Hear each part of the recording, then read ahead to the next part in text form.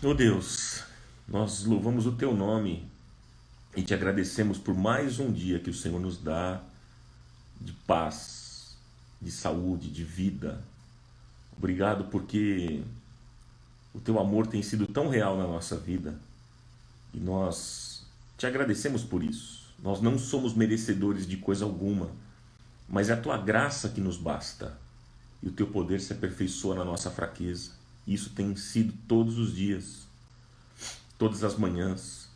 Cada dia nós nos lembramos da Tua misericórdia e do Teu favor para conosco. E como é bom trazer à nossa memória estas verdades e trazer à nossa memória aquilo que nos traz esperança. Obrigado, porque o Senhor tem nos ajudado até aqui. A Tua boa mão tem nos guiado todos os dias da nossa vida. Nós te rendemos louvor e adoração. E este tempo que nós teremos aqui, nesse dia, agora, Senhor, que Tu fales ao nosso coração. Oh, Pai amado, transforma a nossa vida, transforma a nossa mente, nosso coração. Ajuda-nos e capacita-nos a entendermos mais da Tua palavra. No nome santo e glorioso de Jesus. Amém. Amém, amigos. Então vamos lá. Bom, gente, Gênesis 36. Gênesis 36. Eu quero ler com vocês. Olha lá. Gênesis capítulo 36. Olha esse texto, é um pouco chatinho de ler. Eu vou ler até o versículo 8. Versículo 1 ao 8. Vamos lá. Gênesis 36, o primeiro livro da Bíblia. Tá fácil, tá fácil. Esta é a história da família de Esaú.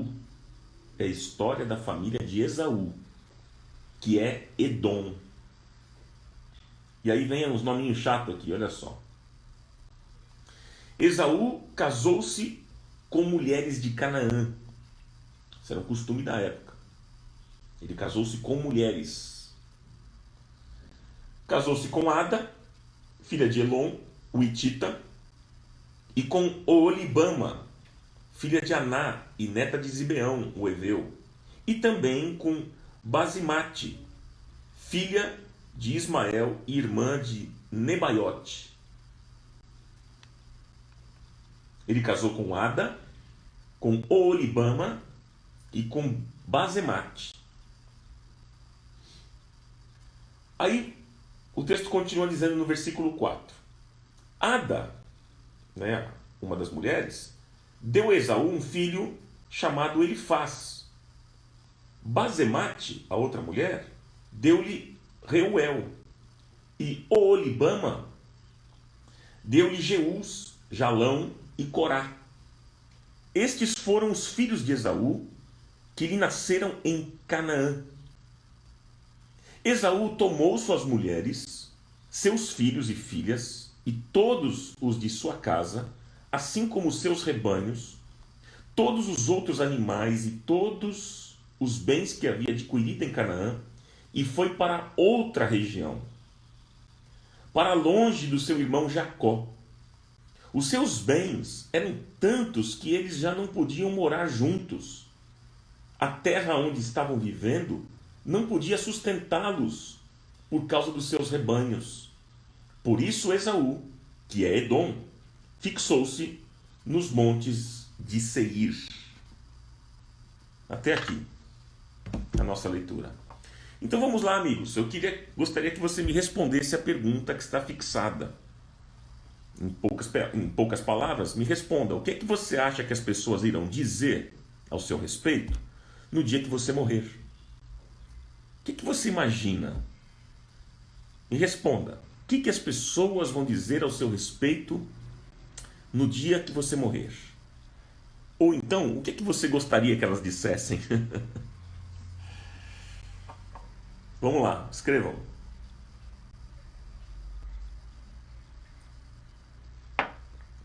O Daniel disse: espero que digam, homem de Deus. A Virgínia disse: vão dizer que eu era parecida com a Madre Teresa de Calcutá. A Meire disse: coisas boas. A Ana disse, uma pessoa amiga. A Aline Torres disse, ela falava muito de Jesus. A Vi Brás, uma pessoa leal. O Tadeu disse, saudades do Tadeu, que era tão legal. O cara era bacaninha, saudade dele. Vamos lá, gente. Olha, a Kátia disse, pacificadora. O que as pessoas... Presta atenção nessa pergunta, gente. Vamos lá. O que você acha que as pessoas vão dizer ao seu respeito no dia da sua morte, no dia que você morrer? Uma pessoa que ajudou outras pessoas. Discípulo de Jesus, disse o Ricardo. A Ilceia disse, uma pessoa boa, tão amiga. A Maria disse, mulher de Deus, generosa e caprichosa. A Gabs disse, vai fazer muita falta.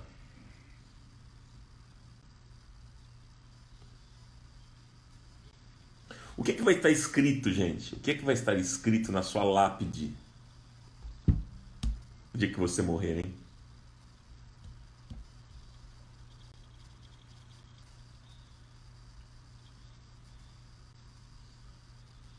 Deixa eu te contar, eu lembrei agora uma história interessante.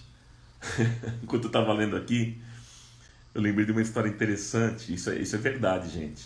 Alguns anos atrás eu fui para Londres, recebi um convite para ministrar numa igreja de uns amigos e eu fui conhecer uma igreja, inclusive a igreja do John Wesley.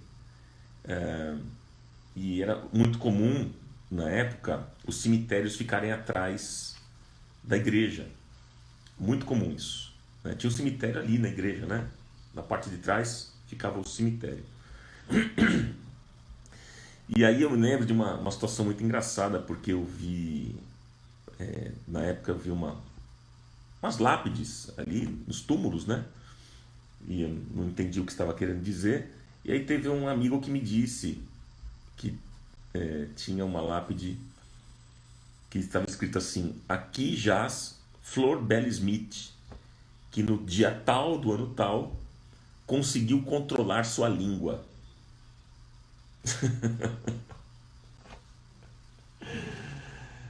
Imaginou só você ser uma pessoa conhecida como linguaruda? As pessoas no dia da sua morte vão dizer assim, aqui jaz fulana de tal, que neste dia conseguiu controlar sua língua.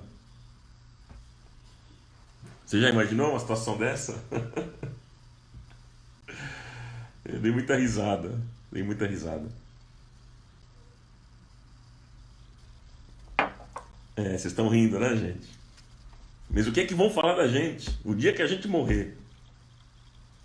O que é que vão escrever ali na nossa lápide, hein? O que é que vão escrever?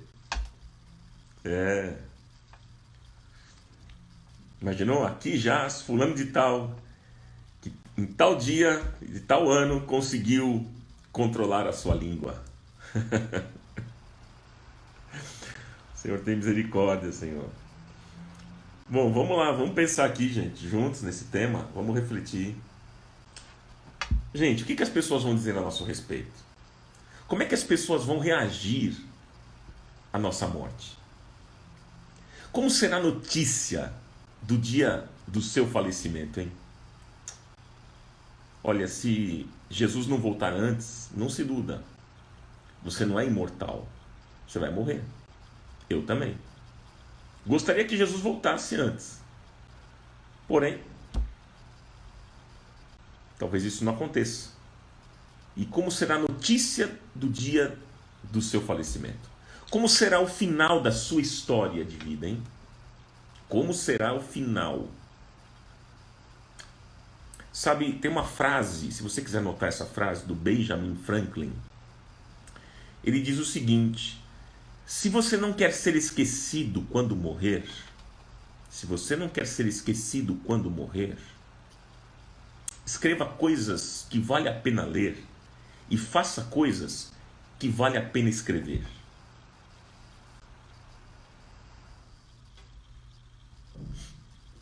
Vou repetir para você escrever, né? Se você não quer ser esquecido quando morrer, escreva Escreva coisas que vale a pena ler e faça coisas que vale a pena escrever. Legal, né? O pessoal está me perguntando, e como é que será a sua? Olha, gente, eu gostaria que as pessoas lembrassem de mim como um homem segundo o coração de Deus. Na minha lápide, no dia que eu morrer, seria muito legal se tivesse essa frase: um homem segundo o coração de Deus. É o que eu gostaria. Mas vamos lá, gente. Deixa eu contar uma outra história para vocês. Vocês gostam de história ou não? Quem é que gosta de história aí? Dá um legal. Vou contar uma história aqui muito interessante. Talvez muitos não saibam dessa história. Deixa eu contar uma história para vocês.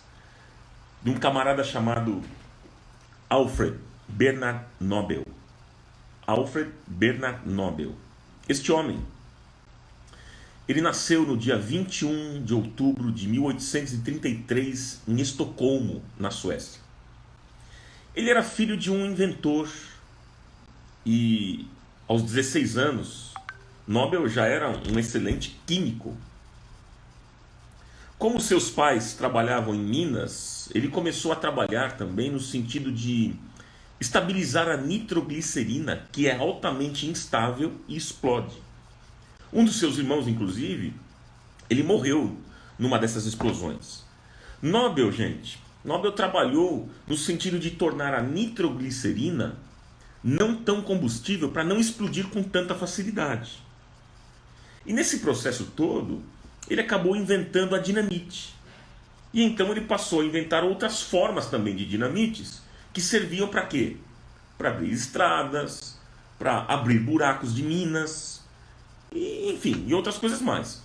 E aí, gente, ele continuou os seus experimentos. E ele acabou criando outras formas de explosivos que seria futuramente utilizada na indústria bélica. Nobel fundou algumas indústrias de produção de armas. Veja, Nobel, ele fundou algumas indústrias de produção de armas. Agora, olha só. Antes da sua morte, antes dele morrer, 7 anos antes, um dos seus irmãos morreu. E nessa época eles já estavam milionários. Os jornais da França, quando receberam a notícia da morte do irmão do Nobel, eles acabaram confundindo, pensando que quem havia morrido era o próprio Nobel. Mas era o irmão, mas eles confundiram, né? E sabe o que os jornais diziam? O mercador da morte morreu. O mercador da morte morreu. E essa notícia, gente, correu pelo mundo todo. E aí logo, Nobel, ele percebeu que a notícia estava falando sobre ele estava vivo. Era o irmão que tinha morrido. E as notícias corriam, dizendo que o mercador da morte morreu, se referindo a ele. E ele ficou tão mal com aquilo, ele ficou tão abalado com a sua reputação, e sabendo que ele ia deixar uma herança, né, sabendo que a herança que ele ia deixar para o futuro, de ser um homem que mercadejava a morte, é isso que as pessoas falavam a respeito dele. O que ele fez? Ele deixou um envelope selado. E nesse envelope havia uma carta. E essa carta dizia que ele ia deixar toda a fortuna que ele tinha recebido para que se estabelecesse um prêmio na Suécia que honrasse aqueles que produzissem coisas boas e bonitas para a humanidade. E aí, até hoje, o mais famoso prêmio que se dá àqueles que se destacam na medicina, na economia, na física, na química, na literatura, na paz, o mais famoso prêmio que se dá a esses é o Prêmio Nobel. Entenderam agora de onde surgiu o Prêmio Nobel? Essa é a história do Prêmio Nobel. Quem ganha esse prêmio é honrado como um dos mais famosos e dignos prêmios que a humanidade pode dar a um ser humano. Nobel, ele não queria ser lembrado como sendo o mercador da morte. Ele não queria. E aí, pergunto, no dia que nós morrermos, pelo que seremos lembrados? No dia que você morrer, pelo que você vai ser lembrado. No dia da sua morte, você pode ter certeza que irão falar ao seu respeito. Por exemplo, quando Jonatas morreu, Davi falou dele. Lá em 2 Samuel, no capítulo 1, Davi falou a respeito de Jonatas. E ele disse assim: vós, filhas de Israel, chorai por Saul, que vos vestia de escarlata em delícias, que vos fazia trazer ornamentos de ouro sobre as vossas vestes. Como caíram os poderosos no meio da peleja. Jonatas, nos teus altos, foi morto. Angustiado estou por ti, meu irmão Jonatas. Quão amabilíssimo me eras. Ele falou: caiu um guerreiro em Israel. O dia que você falecer, o dia que você morrer, vão falar a seu respeito. Sim. E nós precisamos nos preocupar com aquilo que nós vamos deixar como legado. Esse é o tema de hoje. Nós precisamos nos preocupar, sim, meus amigos, com aquilo que nós vamos deixar para as futuras gerações. Olhando para a Bíblia, grandes homens deixaram boas heranças. Por exemplo, quando nós precisamos olhar para um homem de integridade, nós nos lembramos de quem? De Daniel, de José. Quando nós precisamos olhar para um homem que tinha intimidade com Deus, para quem que a gente olha? Para Enoque. A Bíblia diz que Enoque andou com Deus. E já não era porque Deus o tomou para si. Era um homem de intimidade. Quando nós precisamos olhar para alguém que nos inspire pela sua singeleza de alma, nós nos lembramos de João, o discípulo amado. Quando nós precisamos olhar para um homem humilde e quebrantado, nós nos lembramos de Davi, que foi o homem segundo o coração de Deus. Quando nós precisamos olhar para alguém que tenha conteúdo, disciplina, coragem, nós nos lembramos do apóstolo Paulo. E assim por diante. E assim por diante. E eu e você? E nós? Que tipo de referencial nós seremos? Quando morrermos, qual será o legado que ficará de nós? Qual será a lembrança, amigos, que os nossos filhos terão a nosso respeito? Qual será a lembrança? O texto que nós falamos aqui de Gênesis, no capítulo 36, encerra aqui a história da vida de Esaú. Quando a Bíblia fala sobre Esaú, algumas coisas me chamam a atenção e não chamam a atenção. O escritor aqui, ele faz algumas menções a respeito da vida de Esaú. E eu queria tirar algumas lições para a nossa vida nessa manhã. Vamos pensar aqui, vamos ver qual que é a resposta que Deus tem para a nossa vida com relação a este tema. Vamos lá?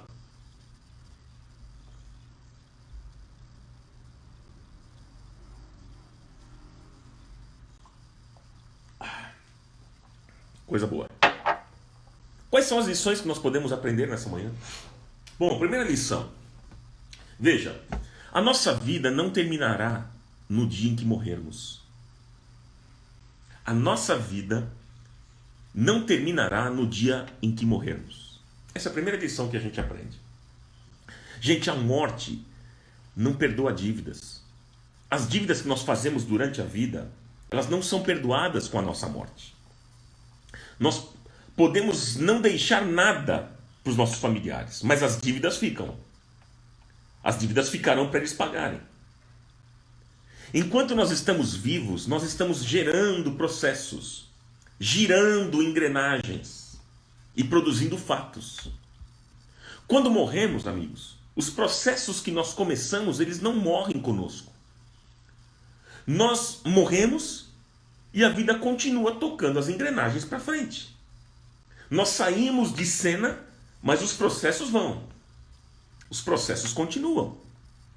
E o texto aqui de Gênesis 36 começa dizendo o seguinte: estas são as gerações de Esaú, que é Edom. O versículo 1 diz isso. Estas são as gerações de Esaú, que é Edom. Esaú morreu.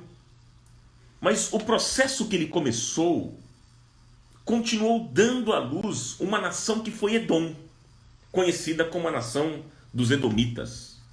Você já ouviu falar sobre isso? Muitas vezes, mesmo nos esforçando para a gente andar em integridade, andar em justiça, nós podemos gerar filhos injustos. Como diz lá Ezequiel 18. Agora, se nós, nos esforçando para andar corretamente, podemos gerar filhos injustos, imagine se a gente andar de qualquer jeito. Imagine se a gente andar de qualquer forma, de uma forma desregrada. Como serão as nossas futuras gerações? Que tipo de mundo nós vamos criar? Hein? Pense nisso. Pense nisso. Gente, não somos apenas responsáveis pelo tempo que nós vivemos hoje, mas também pelo tempo que outros nos sucederão. E aí a pergunta para nós pensarmos: qual é a semente que eu e você estamos semeando? Lembra que eu falei de semeadura ontem? Qual é a semente que nós estamos semeando? Qual é o cuidado que nós estamos tendo para que a outra geração ande em justiça, em integridade? Veja, Deus trouxe uma palavra muito dura para os descendentes de Esaú. Se você depois ler lá em Malaquias, no capítulo 1, Deus disse o seguinte: olha, eu vos tenho amado, mas vós dizeis, em que nos tem amado? Não era Esaú irmão de Jacó? Disse o Senhor. Todavia, amei Jacó e odiei Esaú, e fiz dos seus montes uma desolação, e dei a sua herança aos chacais do deserto. Ainda que Edom diga, empobrecidos estamos, porém tornaremos a edificar os lugares desolados, assim diz o Senhor dos Exércitos: eles edificarão, e eu destruirei. E lhes chamarão termo de impiedade, o povo contra quem o Senhor está irado para sempre. Veja, Deus trouxe uma palavra dura para os descendentes de Esaú. Amigos, nós vivemos numa sociedade imediatista. Nós não pensamos no amanhã. Nós não pensamos no futuro. Nós não pensamos nos problemas que nós podemos causar por causa das nossas escolhas. Nós não pensamos. Nós pensamos aqui, ó. Nós pensamos agora. Nós pensamos no hoje. Não é verdade? Em ser feliz hoje, custe o que custar. E nós não nos importamos com os desdobramentos das nossas escolhas. Mas as nossas escolhas têm desdobramentos futuros. Lembra do texto de ontem? Gálatas 6:7. Não erreis. Deus não se deixa escarnecer, porque tudo que o homem semear, isso também ceifará. A lei da semeadura, e nós vimos ontem, a lei da semeadura é infalível. Guarde essa verdade. Eu citei ontem e vou repetir hoje. Deus é tão bom, mas Deus é tão bom, gente, que Ele deixará você plantar o que você quiser. Mas Deus também é tão justo que Ele permitirá que você colha as consequências do que você plantou. Você quer que eu repita isso? Para você, de repente, escrever e guardar aí um papelzinho dentro da sua Bíblia, para você meditar, pensar? Vamos lá. Deus é tão bom, anote aí, Deus é tão bom que deixará você plantar o que você quiser. E Deus é tão justo que permitirá que você colha as consequências do que você plantou. Lembre-se, amigos, a semeadura é opcional. A colheita é obrigatória. O que é que você tem semeado nesses dias? Amigos, o que nós semeamos hoje tem desdobramentos no futuro. O que você semeia na vida dos seus filhos hoje tem desdobramentos no futuro. A gente não pensa nisso. A gente olha para o hoje. O que você semeia na sua vida, na sua relação com Deus, tem desdobramentos amanhã, no futuro. Você vai colher. A gente pensa que colheita a gente semeia hoje e já colhe amanhã. Não, não é assim. Às vezes leva um tempo e às vezes leva bastante tempo. Mas a gente colhe o que nós semeamos. Essa é uma verdade.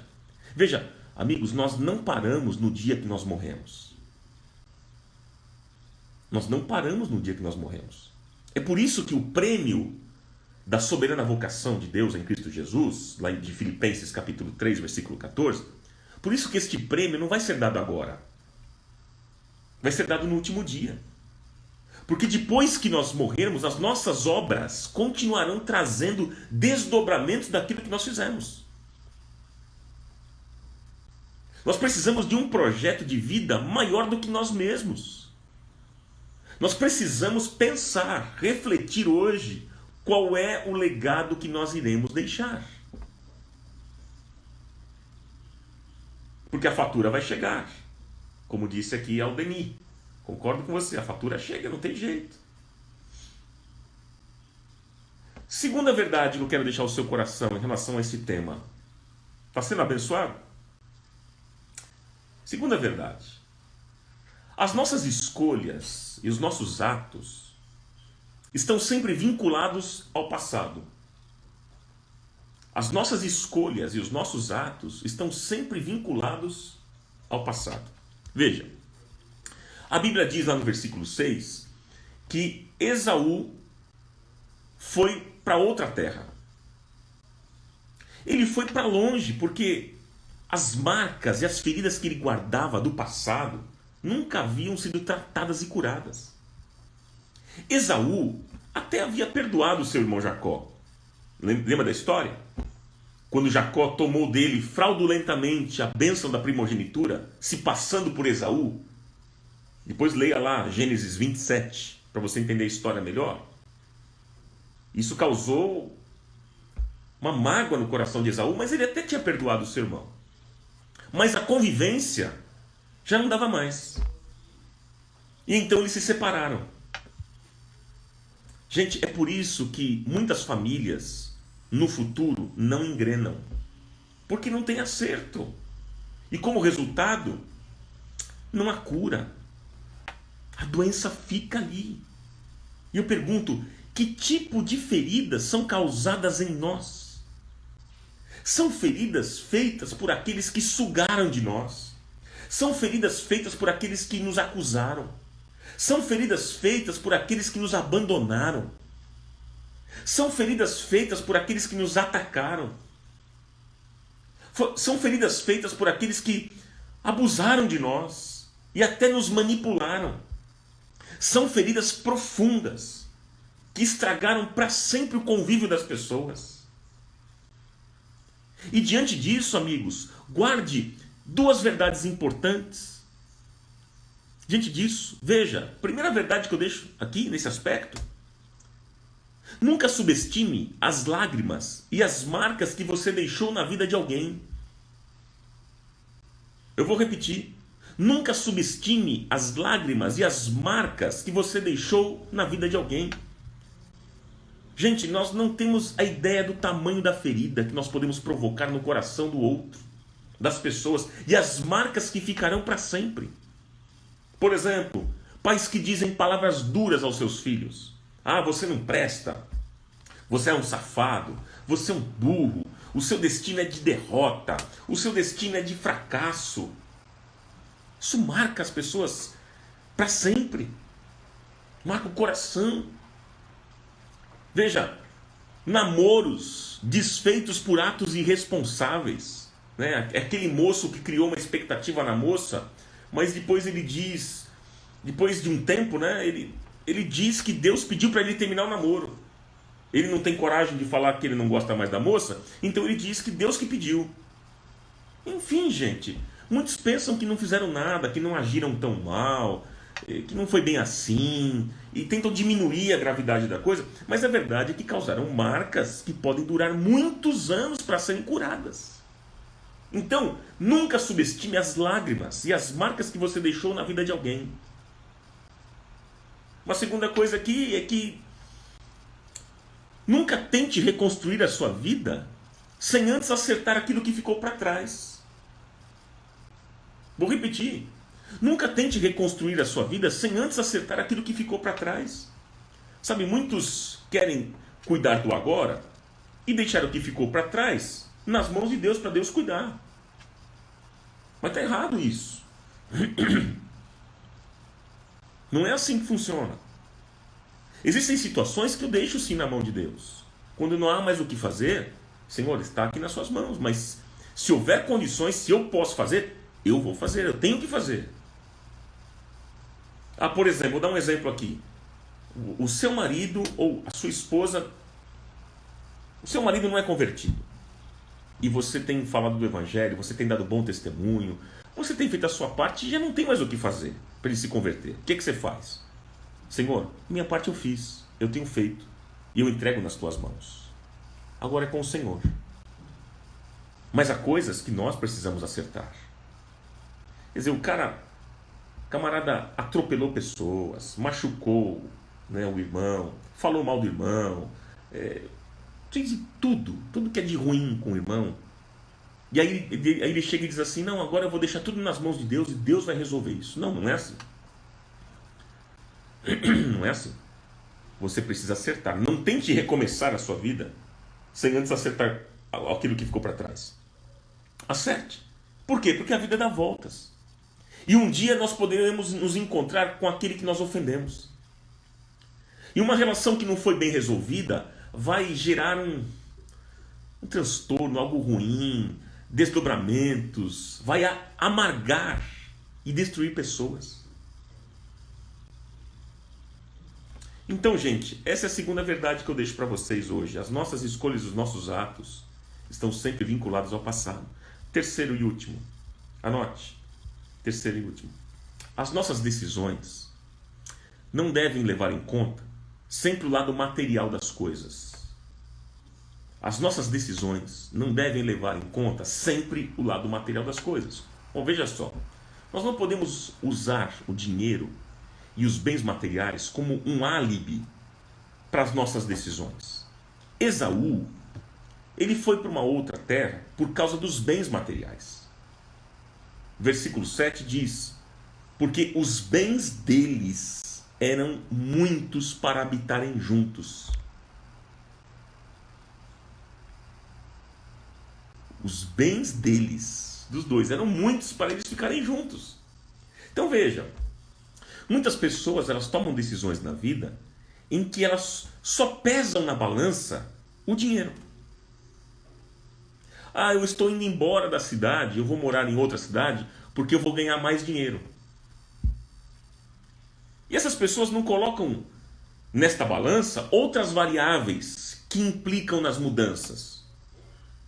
Ou seja, estar longe da família, estar longe dos amigos, estar longe da igreja.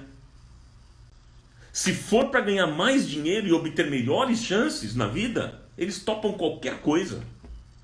Eles não pensam duas vezes. Não pensam em igreja, não pensam em amigo, não pensam em nada. Não pensam na família. É para ter mais dinheiro? É para ter uma melhor chance? Bora, pé na estrada.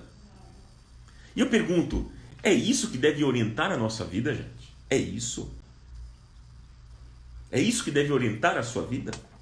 Por isso tem existido tantas tragédias familiares. Porque o que tem orientado a decisões de muitos é o dinheiro.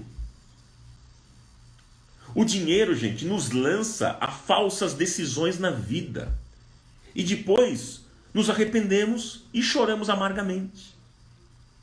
É por isso que a Bíblia diz, anote aí, Jesus disse, Lucas 12, versículo 15, é um texto bem conhecido. Jesus disse, não ajunteis tesouros na terra, onde a traça e a ferrugem tudo consomem, e onde os ladrões minam e roubam. Mas ajuntai tesouros no céu, disse Jesus, onde nem a traça nem a ferrugem consomem, e onde os ladrões não minam e nem roubam.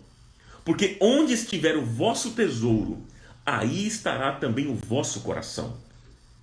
Desculpa, eu falei Lucas, não. Mateus 6.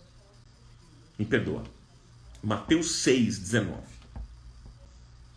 Lucas 12, sim, mas é outro texto. Diz assim, Jesus disse em Lucas 12: acautelai-vos e guardai-vos da avareza, porque a vida de qualquer não consiste na abundância do que possui. Gente, Esaú tomou a decisão de ir embora. Mas essa decisão era mais fuga dos seus problemas do que qualquer outra coisa. E no futuro, iria gerar desdobramentos desastrosos para a descendência dele, como aconteceu que eu já citei para vocês. A palavra dura de Deus. Você vê, uma decisão que Esaú tomou antes, no passado, gerou um desdobramento. Ele foi precipitado, não decidiu bem. Olha só, tomou essa decisão e no futuro gerou um desdobramento. Deus trouxe uma palavra dura para os descendentes dele.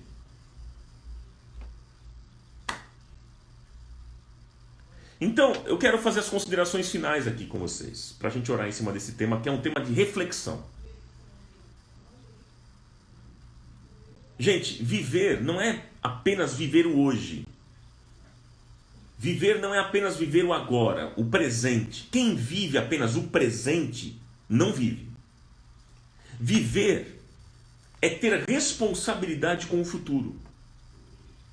Se não tivermos responsabilidade com o futuro, nós estaremos condenando a próxima geração. Porque nós estaremos colocando engrenagens em funcionamento que serão desastrosas para as pessoas que irão nos suceder. Muitas pessoas estão carregando até hoje consequências nos seus lares, fruto de decisões e atos dos seus antepassados. São pessoas que hoje encarregam marcas, estão arruinadas, estão destruídas. Lembre-se, meu irmão, minha irmã, lembre-se, a maior riqueza que nós vamos deixar não é a riqueza material, não é o seu carro, não é a sua casa, as riquezas materiais que você tem, os imóveis que você tem.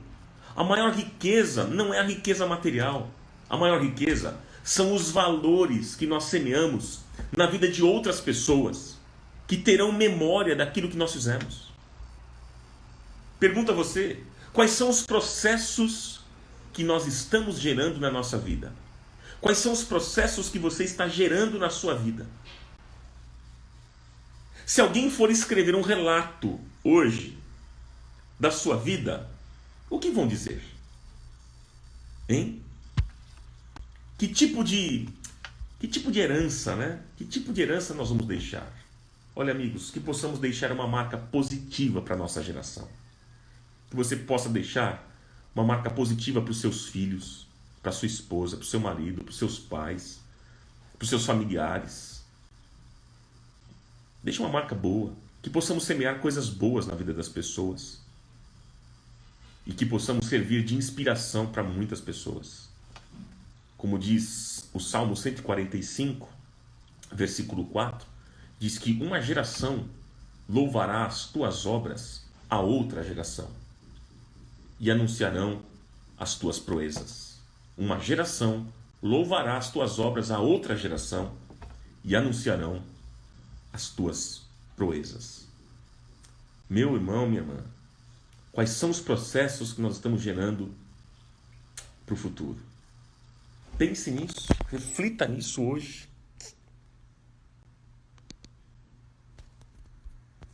Reflita nessa verdade hoje. A pergunta que eu fiz no início é muito importante. Como é que as pessoas vão reagir à sua morte? Como será a notícia do dia do seu falecimento? Como será o final da sua história de vida? O que as pessoas vão dizer ao seu respeito no dia que você morrer? Que o Senhor nos ajude e que possamos deixar uma marca positiva. E eu encerro aqui repetindo a frase do Benjamin Franklin: se você não quer ser esquecido quando morrer, escreva coisas que vale a pena ler e faça coisas que vale a pena escrever. Em nome de Jesus. Seja assim, amigos. Amém? Vamos orar sobre isso? Peço a você que ore comigo nesse momento. Vamos orar juntos, pedindo a Deus que nos ajude a entender estas coisas e que possamos ser uma bênção para as outras gerações. Esse tema hoje é reflexivo, para refletirmos sobre a nossa vida. Ontem eu falei sobre semeadura e hoje falei sobre legado. São coisas que estão totalmente ligadas uma à outra. Depois, se você não escutou a mensagem sobre semeadura, faça isso. Assim que subir no meu canal, desafio você a assistir essa mensagem, porque eu tenho certeza que vai também abençoar a sua vida. Tá bom, amigos? Pai, em nome de Jesus eu oro nesta manhã, diante da Tua palavra que ouvimos hoje. Peço ao Senhor que nos ajude. Temos sido tão falhos, temos por vezes andado por caminhos tortuosos e com isso gerado desdobramentos na vida de tanta gente. Pai, eu peço ao Senhor que o Senhor ilumine os nossos passos, para que possamos deixar uma marca positiva na nossa geração, que possamos ser bênção a começar dentro da nossa casa, para os nossos filhos, para os nossos pais, para os nossos irmãos. Senhor, que possamos ser sal e luz, sal da terra e luz deste mundo. Ajuda-nos, Pai, ajuda-nos. Senhor, capacita-nos para isso. Dá-nos um coração para isso, Pai amado. Muda, Senhor, muda a nossa forma de pensar. Muda os nossos valores e conceitos. Muda, Senhor. Transforma a nossa vida, nossa mente seja transformada nesta manhã. Que possamos entender estas verdades que ouvimos nesta manhã. Possamos entender e Senhor, e praticar a Tua palavra. Porque nós não queremos ser apenas ouvintes daquilo dos discursos, mas nós queremos ser praticantes da Tua palavra. Ajuda-nos, Pai, leva-nos à prática destas verdades, que possamos andar segundo a Tua palavra, para que o mundo vendo as nossas boas obras, eles glorifiquem ao Pai que está nos céus. Seja assim na vida dos meus irmãos, na minha vida e na vida dos meus irmãos, todos que estão nos acompanhando aqui nessa transmissão, que o Senhor dê a eles graça, sabedoria, sensibilidade, prudência. Oh Pai, ajuda, Senhor, ajuda os meus irmãos nas escolhas deles, que eles tenham escolhas certeiras. Ajuda, Senhor, livra os meus irmãos de escolhas erradas, que podem gerar desdobramentos na vida de outros. Oh Pai, ajuda-nos ajuda a mim e ajuda os meus irmãos. Realize esse milagre, Senhor. Em nome de Jesus eu oro. Oro também em favor dos meus irmãos nesse tempo que nós estamos vivendo. Pessoas que estão enfermas no seu corpo, sejam curadas nesta manhã. Pessoas que estão desempregadas. Senhor, abra uma porta de um emprego. Não permita que nada falte na casa dos meus irmãos. Que eles sejam sustentados por Ti todos os dias. Que o Senhor realize milagres todos os dias. Oh Pai, que a Tua provisão, assim como o Senhor provia para o povo de Israel o maná, todo dia havia o maná, Senhor, que seja assim na vida do Teu povo também, nesses dias. O Senhor não mudou, é o mesmo ontem, hoje e eternamente. O Senhor vai cuidar de nós, o Senhor tem cuidado de nós, o Senhor vai prover todas as nossas necessidades.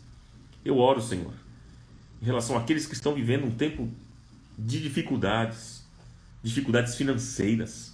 Oh Pai, ajuda, Senhor, ajuda a abrir portas, em nome de Jesus. Oportunidades surjam, para que nada falte aos meus irmãos. Seja assim, Pai amado, abençoe a família, abençoe os filhos, abençoa, Senhor, coloca a Tua mão sobre cada um dos meus irmãos e os fortaleça. Em nome de Jesus eu oro e Te agradeço. Amém, amém e amém. E que seja assim, meus amigos, em nome do Senhor Jesus. Amém, amém e amém. Deus abençoe todos vocês. Deus abençoe. E amanhã estamos juntos, né? Amanhã, 10 horas. Tchau, amigos. Um beijão para vocês.